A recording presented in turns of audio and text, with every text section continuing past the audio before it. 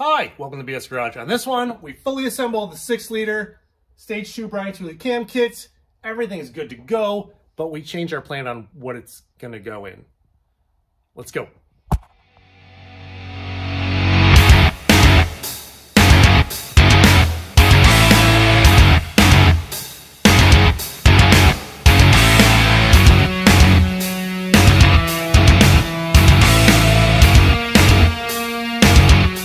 I have the majority of the parts in to assemble this LY6. I'm really excited for it.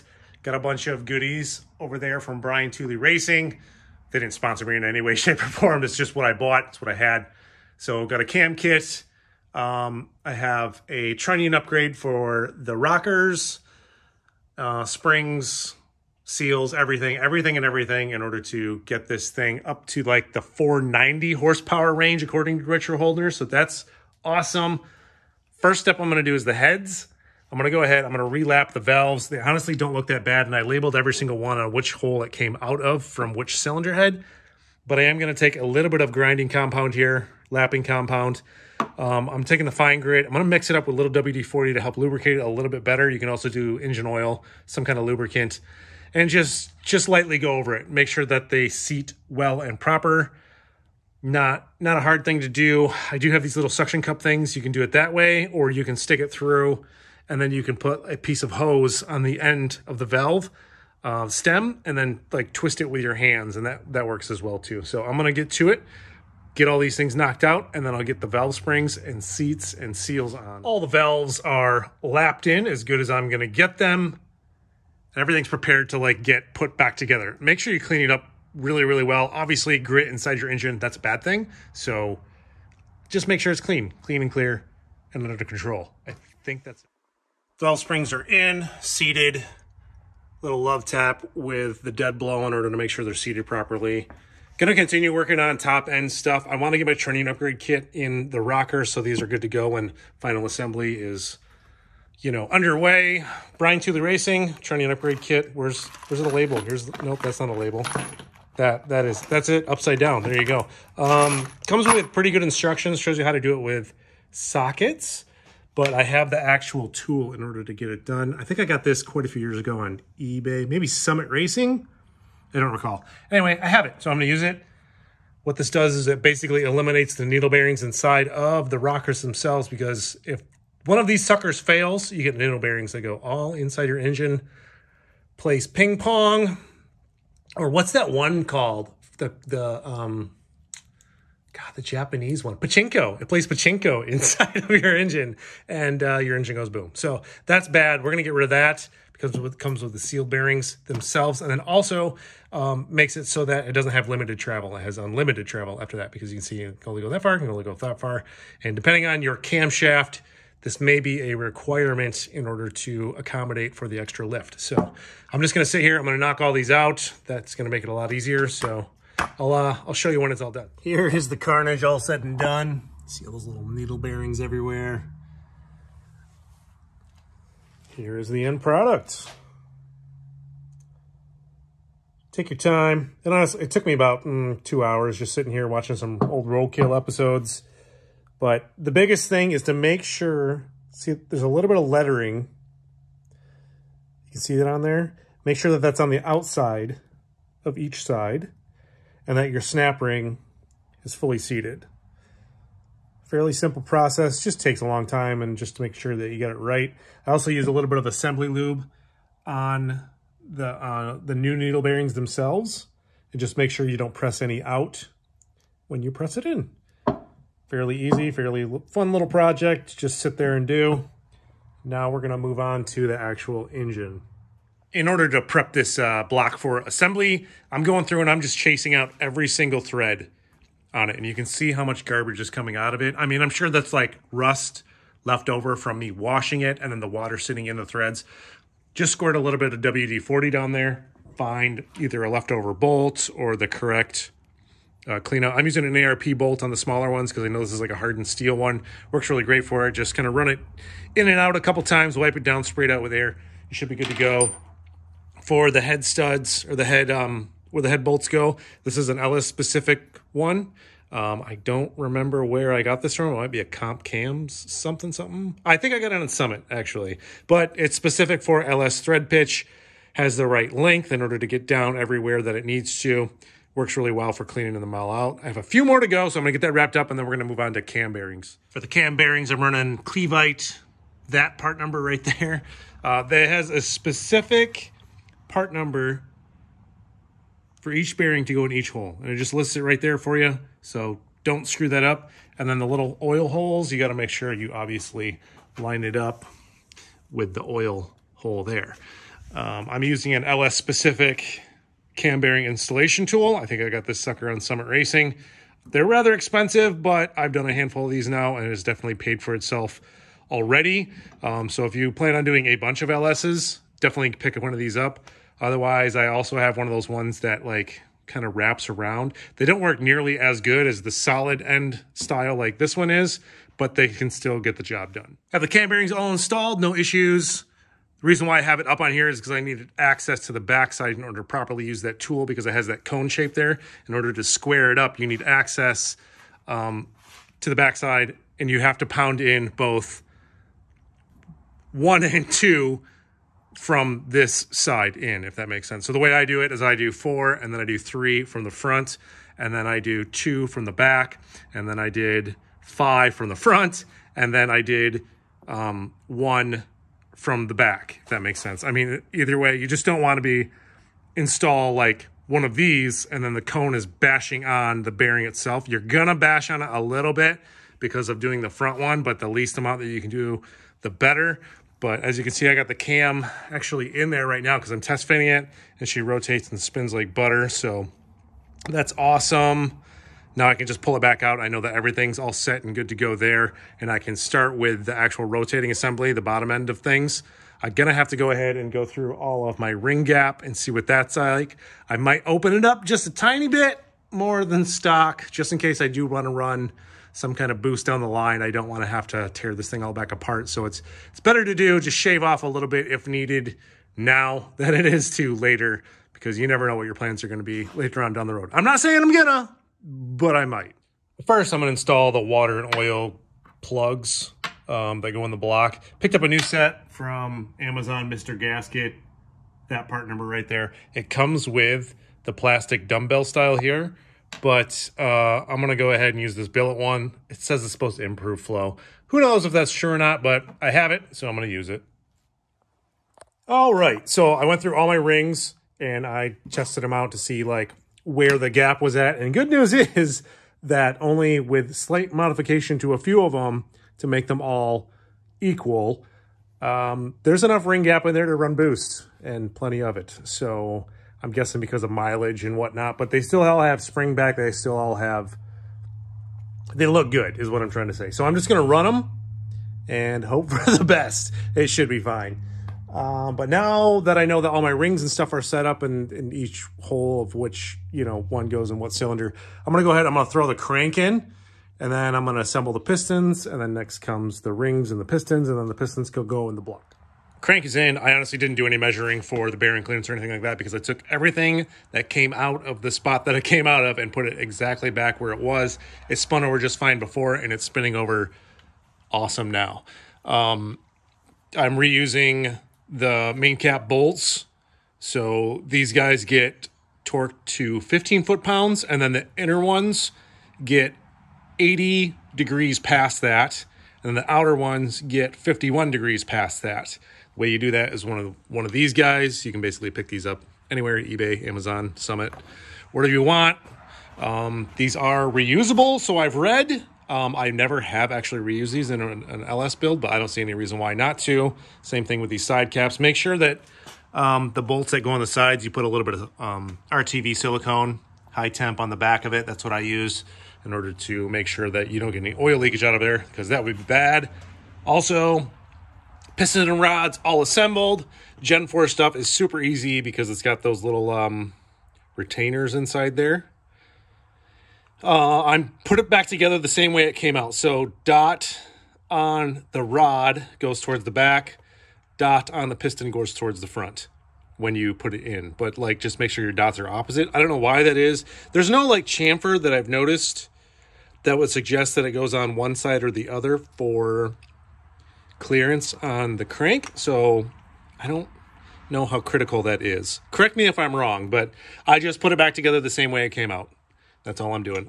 So now I got to put all of, don't fall, the piston rings back on the pistons, and then I can throw them inside of the engine with the bearings that they came out of in their spots that they came out of, just to make sure that everything's okay. Again, I didn't measure any of this because honestly, it rotated fine the way that it, before I tore it all apart, so there's no reason why it shouldn't be just fine going back together, and the condition that all the bearings and stuff were in, completely fine. Can I say fine one more time? It's fine. So that's what I'm gonna do. I'm gonna work on assembling the rings on the pistons, throw that all together. So just to clarify, obviously, I'm referring to my book. So pick up one of these books if you plan on rebuilding an LS engine. Helps out a ton, has all the information in it that you need. But yeah, it talks about on Gen 4 rods. I don't know if it's specific for mine, but like, see that dot coincides with the smaller ends where the rod cap meets up with actual rod, as opposed to this. See how that's bigger, smaller, bigger, smaller. It says the bigger side needs to face forward. Same thing with the dot on the piston. So the dot needs to face forward when you put it in the engine. So yeah, just make sure that the dot's on the back side, facing towards the back of the engine, or opposite of the piston dot top. Does that make sense? I hope it does. If not, just read your book, read your directions. Works out better that way. One side down, rotating real nice. Just making sure all my rod surfaces are clean and the bearings are clean before I put them in, and then use Ultra Assembly Lube on the bearing surfaces. Rings themselves, I'm dipping my finger in the engine oil. Got my lifters in there. That's royal purple. It's not dirty oil, just to let you know. Rotate them a couple times and then make sure they're orientated in whatever direction the book suggests. And then I go ahead and I put them in and just snug up the bolts. But do yourself a favor and pick up whatever bore size you have to put them in. Because if you use one of those stupid ring compressors that like you crank down, those things suck. Like I mean, you'll thank me. Buy one of these for whatever engine you're assembling. I have them for both sizes of LS, and it makes the job so much easier. Highly suggest this. Get one of those. But now I'm going to go ahead. Obviously, I got the other side to do. So that's what I'm going to get knocked out, and then we can move on to lifters and cam.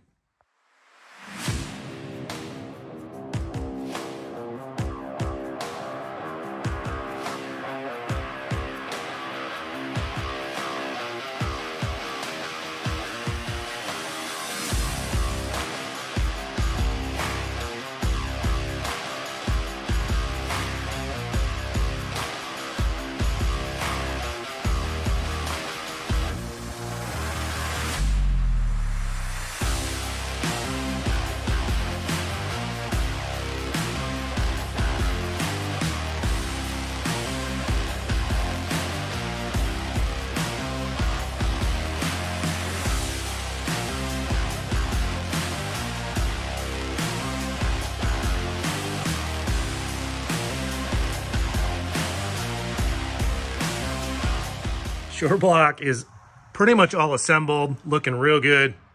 Got my lifters in, so these are LS7 lifters with new trays, all from Brian Tooley Racing. Like I said before, I had them soaking in oil for a good 24 hours beforehand. Some people say to do it, some people say not to. I just do it. It's good insurance, I believe, in order to make sure that, you know, those things are full of oil, because this is a hydraulic roller lifter. I want them as lubricated as possible. Got a new timing set there, 4-phase, because this is a 58x4, because it's a 4th gen. Everything's torqued to spec. Got the new Melling oil pump in there, and then the pickup tube and the windage tray there. Pick up one of these. ICT Billet makes them. It takes and makes it a 2-bolt instead of a single bolt. Helps really seal up your oil pump, making sure that it gets no like pressure beyond that. And with your oil pump too, fill that thing, just dump a bunch of oil in there, spin it around a couple times. When you put it on, make sure you gap this correctly in order to make sure that it gets the longest life as possible, because this has a little bit of a play in it. And you're supposed to put shims inside there in order to make sure that it is completely centered. What else? So I got the rear cover on.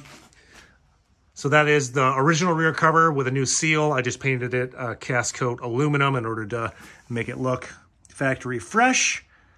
all torqued to spec. And the rest of the cover, like the oil pan, the valley cover, and the front cover, I got all painted right now, so I'm going to have to wait for that to dry. But I think in the meantime, I'm going to throw the heads on, because I can. I have LS... Well, here, let me show you. So these are the multi-layer steel LS9 style head gaskets from Brian Tooley, 6062. It's going to work out awesome with a little bit of copper spray. So I'm going to spray these down, let that evaporate, and I'm going to use an Arp Head Bolt Kit because you don't want to reuse your head bolts. I have heard of guys reusing them, but do it at your own risk. I'm just going to upgrade to these guys here. So that's what I'm going to do. I'm going to spray these down, and then we can get to putting the heads on.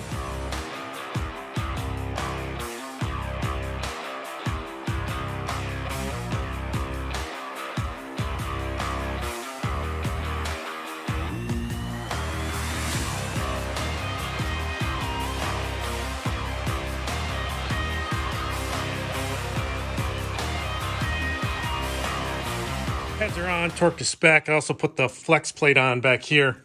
Make sure you put sealant on your bolts before you torque those down because those actually go into the engine block. And if you don't, you're going to get oil leakage out the back. The reason why I did that is because I need this guy on here, tool that like helps keep the whole rotating assembly steady while I put on my harmonic balancer, because you need to like torque that thing down to like 100, 240 foot-pounds of torque or something crazy. And you definitely don't leave this loose because it's got play in it, and that will help center that, and then you tighten this afterwards, if that makes sense. Because otherwise, yeah, that seal might be off if you try to tighten it without it, and then wear it out real quick, and then you got a leak there too. So that's what I'm going to do now, using that installation tool right there. Put this guy on there, and then I have a ARP bolt in order to secure it all. And I'm using the truck harmonic balancer because I'm using the whole truck accessory drive system on this one. That's just the spacing that I choose to use. So let me get that knocked out a second. There we go. Got the new harmonic balancer / pulley / whatever you want to call it on with the ARP bolts. Fairly easy besides giving yourself a hernia on trying to torque that sucker down. Also went ahead and did all the rockers. Rockers are in with push rods. Looking good. Lots of assembly lube on those things. Cover is on. Same thing with the bottom. Oil pan's on. That's a like one of those GM LS swap muscle car pans. It's not as low as I'd like it to be, but the plan has changed on where this engine is going to go. I'll fill you in later, maybe on the next one. But let's kind of dress this thing up for a thumbnail picture. Throw like a water pump on it, valve covers, fancy billet pieces, and just make it look kind of gooder. And then go from there. Okay, so a few things to note. This intake will not work with these heads. This is a cathedral port intake, rec port heads. But the new plan is this engine will bolt directly into my truck, and it will give it 140 horsepower gain. So I think that's what I'm going to do. I'm going to put this engine in the truck because it's fresh, and I plan on pulling that engine anyway because it's got 180,000 miles on it and freshening it up. So why not put the more horsepower one in the truck that I'm going to keep, and then take the engine out, freshen that one up, which is a 5.3 liter, throw a little cam in it, and then use that one for the car that's outside. That is the new plan, and because that one is cathedral port, this intake will work on that. So this is a LM7 intake that I shaved a couple of years ago and just kind of paint. I love this bronze color, so I paint everything that color. I just think it looks pretty cool, nice and smooth and custom, and they work well. So for a cruiser, I think this is going to be awesome. And for the valve covers too, I have to weld in some 10AN bungs here in order to do a breather system and then paint them the same color as this. But I just wanted to slap it all together in order to kind of get the feel for it. But that's the new plan, is to do a bit of an engine swap. It should be so straightforward, it's not even funny. I mean, it's a super clean truck and everything should come apart easy. I mean, it already has headers on it. I have a Circle D 3000 stall converter, and I think this is just going to really, it's a 30% increase in horsepower. You're totally going to feel it. So just got to throw it in, do a little bit of tuning, and I think it's going to be pretty freaking awesome. And then we have a lower horsepower, more reliable engine. Not that this isn't reliable, but like a little bit tamer setup for the 700R4 that I have down there. Because I think with this setup here, it might hurt that guy a little bit. So yeah, that's the plan. I'm just letting you know that's the plan. So this intake, the intake that came off of there is going to go on there, and then it's just going to look like a kind of a factory setup, just super clean. And then this is kind of what the engine's going to look like that I pull out after I clean it up. So yeah, hopefully you guys stick around for that, the engine swap, and then another tear down, another cleanup, and then another assembly. And there we go. We have a stage 2 cammed 6-liter ready to go in that truck. Let me guys know what you think about the new plan. I think it's a more smarter decision, because I don't plan on keeping that car outside. I mean, it's going to be something fun to play with, but to make it a nice, reliable daily driver, it doesn't need 500 horsepower like this thing could potentially have. So swapping this into that truck over a weekend, which shouldn't be a problem. Just got to get a few more things in order to get that done, and then I got to get the 50 out of my way. Waiting on a few parts for that, and I'll take you along for that. So if you want to see that, hit that like, hit the subscribe. We got an engine swap coming up. Thanks for watching, guys.